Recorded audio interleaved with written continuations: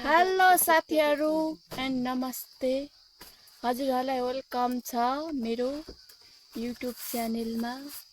म एगेन बिनिता तामाङ अनि हजुरहरु पनि सन्चै अनि आरामै हुनुहुन्छ होला। म पनि एकदमसँगले ठीक छु अनि उहाँहरु चाहिँ सन्चै हुनुहुन्छ? हेलो भन्नुस् न। सन्चै हुनुहुन्छ? आरामै हुनुहुन्छ अनि उहाँहरु पनि आरामै सन्चै हुनुहुन्छ अरे। साथीहरु हामी चाहिँ यहाँ देख्न सक्नुहुन्छ बिउ राखेर आएको। आइए देख्न सक्नुहुन्छ यहाँ हालत। उहाँहरु चाहिँ टिकटक बनाउँदै हुनुहुन्छ साथीहरु, देख्न सक्नुहुन्छ यहाँको लुक्स। साथीहरु यहाँ टोपी लगाइदिएको, टोपीलाई पनि हेर्नु न, त्यो के अरे एउटा मैले फिल्ममा देखेको थिएँ।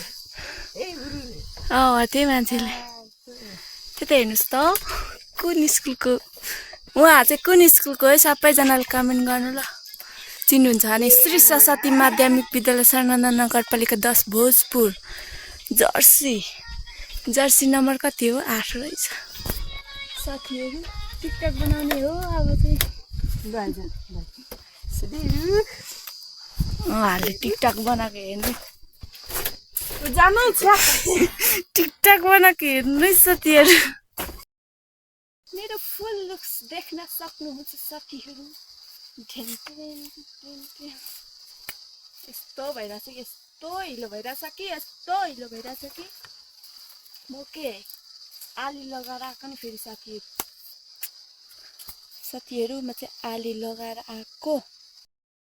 दर्शकबिनहरु देख्न सक्नुहुन्छ हजुरहरुले यहाँनिर दिदी बहिनीको भिडान्त। दिदीले जित्ने कि बहिनीले जित्ने साथीहरु?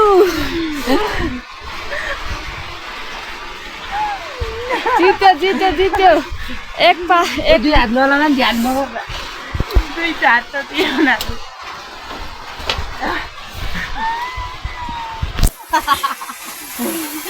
जित्यो गाइजहरु, जितिसक्यो।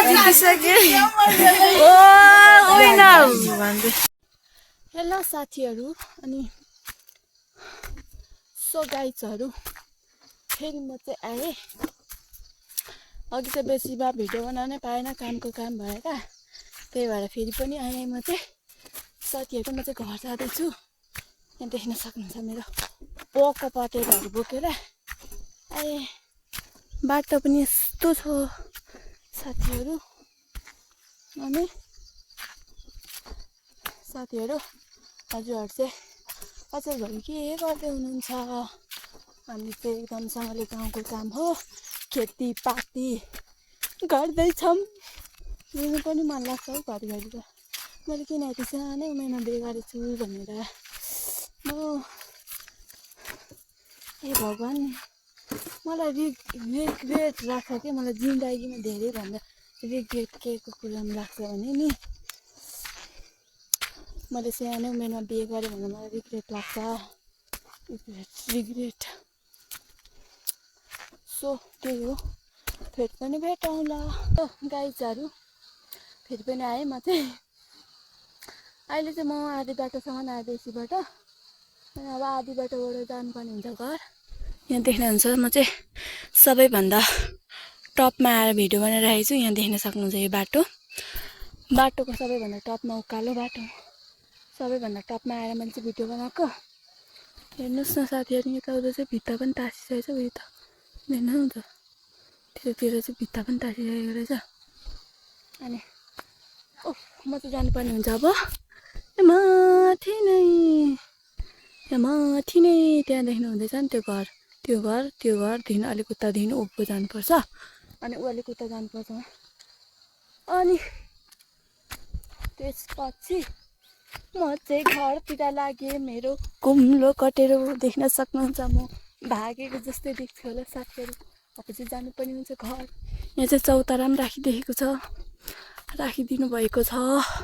चौतारा टक्कै यो चाहिँ नयाँ बनाएको, यो चाहिँ पहिलाको पुरानो हो। अनि अब म चाहिँ घर लागेँ। यहाँ चाहिँ नबिसाएको के भारीहरू गरेर बिसाउँछु। अब नानीहरू हिँड्न सक्दैछ बिसाउँछु। अनि म एक्लै छु नि त, त्यही पनि आज चाहिँ नानी चाहिँ स्कुल गएको छ। अनि नानी स्कुल गएको हुनाले म चाहिँ छिटो घर जानुपर्ने हुन्छ। कति बजिसक्यो कुन्नि त्यो थाहा भएन। यहाँ हेर्नुहोस् बाटो पनि ठिकै छ। यहाँदेखि चाहिँ अघि मैले त्यहाँ देखाएको थिएँ नि उकालो, त्यो भन्दै त त्यसै करिङ परेको छ। अनि त्यसपछि म चाहिँ अहिले हजुरहरूको सामने चाहिँ म घर पुगेर भेट्छु।